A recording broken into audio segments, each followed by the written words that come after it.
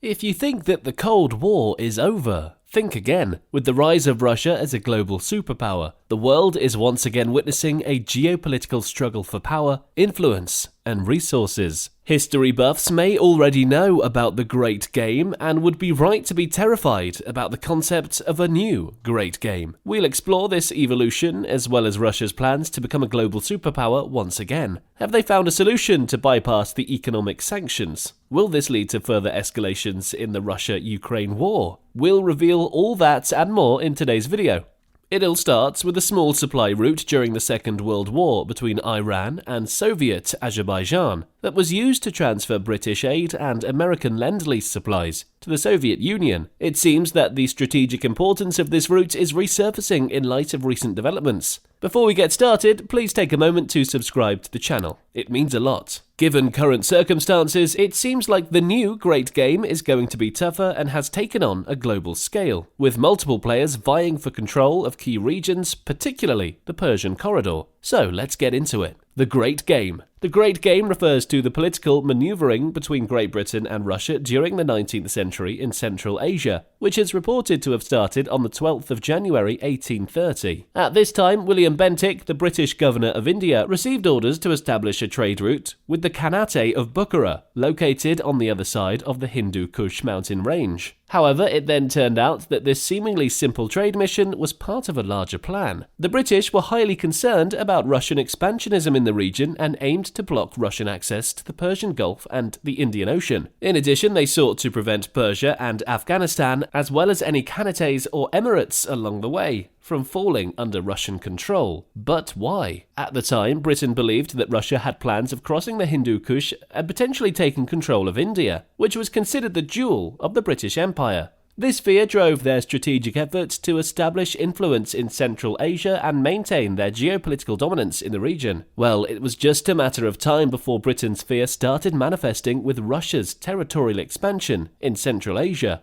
As Russia's reach extended beyond the Kazakh steppes, it plunged into two military conflicts with the Qajar Persia, ultimately leading to the annexation of Azerbaijan, Georgia, Armenia, and Dagestan to the Russian Empire. The loss of the Southern Caucasus marked a significant blow to the Qajar Persia, which had long held a dominant presence in the region, crowning Russia's position as a formidable power in the area. The occurrence of this particular event increased the level of unrest in Britain, as there were concerns that Persia could serve as a pathway for the Russians to gain access to the Persian Gulf and subsequently the Indian Ocean. This possibility caused great alarm, given the strategic importance of the Indian Ocean as a critical trade route and an essential component of Britain's imperial ambitions. However, despite these fears, the Russians did not exploit this opportunity as was initially speculated by Britain. Instead, another event that graced the Second World War of 1939 to 1945 ultimately gave rise to an overland corridor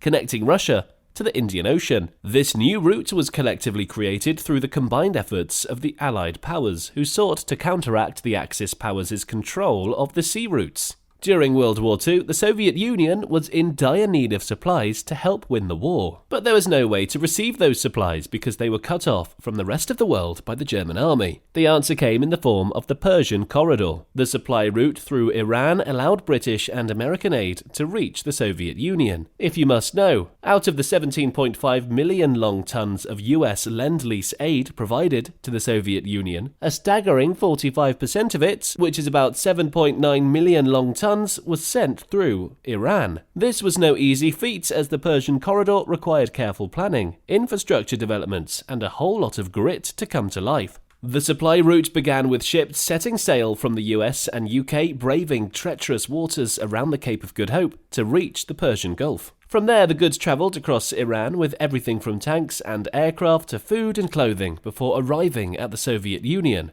At this time, the Persian Corridor was the only viable all-weather route available for this purchase. The new Great Game. 2015 witnessed a nuclear agreement between Iran and other countries, including the US. In the terms included in the agreement, Iran agreed to discontinue much of its nuclear program and open its facilities to more international supervision and inspection in exchange for billions of dollars worth of sanction relief. But things began to go south, and in 2018, President Donald Trump withdrew from the agreement, causing Iran to resume its nuclear activities. Moving forward, the US urged Europe to cut its ties with Iran, leading to Iran's exclusion from the Western market. Following Russia's invasion of Ukraine in 2022, with its persistence in subjugating Kyiv, Western countries reacted by imposing sanctions and isolating Russia from global markets. Unknown to them, their actions would result in the formation of an Iran-Russia alliance. Iran started supplying Russia with ammunition and drones in 2022,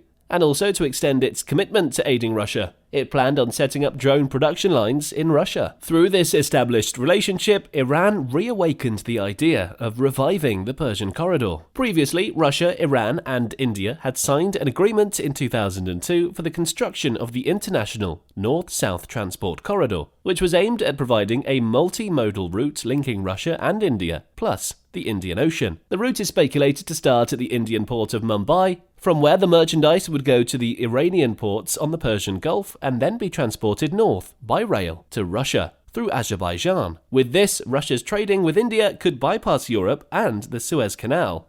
The project is yet to be completed because it is a large one, with the route set to cover approximately 7,200 kilometers. The Persian Corridor will be of great benefit to Russia, Iran, and India. Reports have it that transportation of goods from India to Russia using the Persian Corridor can be about 30% cheaper and 40% faster than using the Suez Canal. The Iranians will also have the opportunity to develop the logistics and transport infrastructure for hydrocarbons on the Market Coast, which is located to the east of the Strait of Hormuz. The Persian Corridor will also help connect Iran to the Indian Ocean.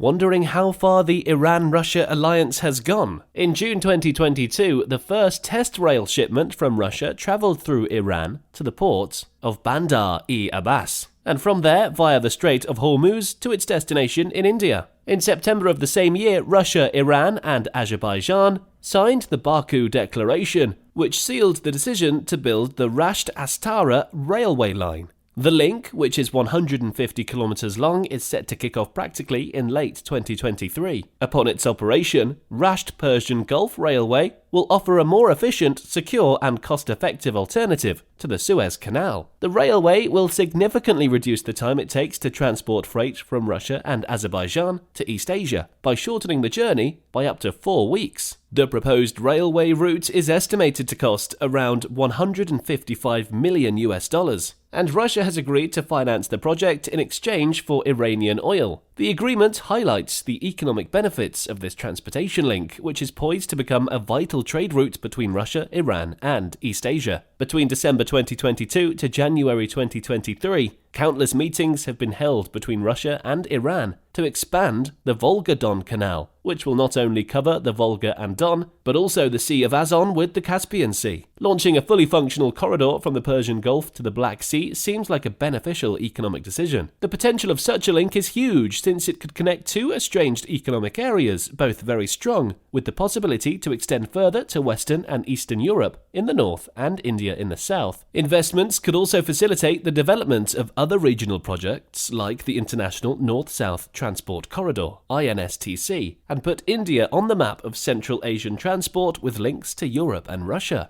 In addition, Iran and the Eurasian Union have signed a free trade memorandum, which is expected to start functioning in September 2023. The Persian Gulf Black Sea project has a reasonable cause in this sense. However, a question comes to mind. Why would Iran want to launch a multimodal corridor through territories with proven issues when it can reach the Black Sea via Turkey? Russia is preparing to take over the global economy, but will it be successful? One would have thought that Russia would surrender its claws, as it is still involved in the war with Ukraine and indirectly facing the US and Poland, who are in alliance with Ukraine. Are you also concerned about Russia's intentions? Let us hear what you think about this brewing crisis in the comment section. Don't forget to subscribe to this channel if you haven't, give this video a thumbs up, and turn on the notification bell for more. Thanks for watching.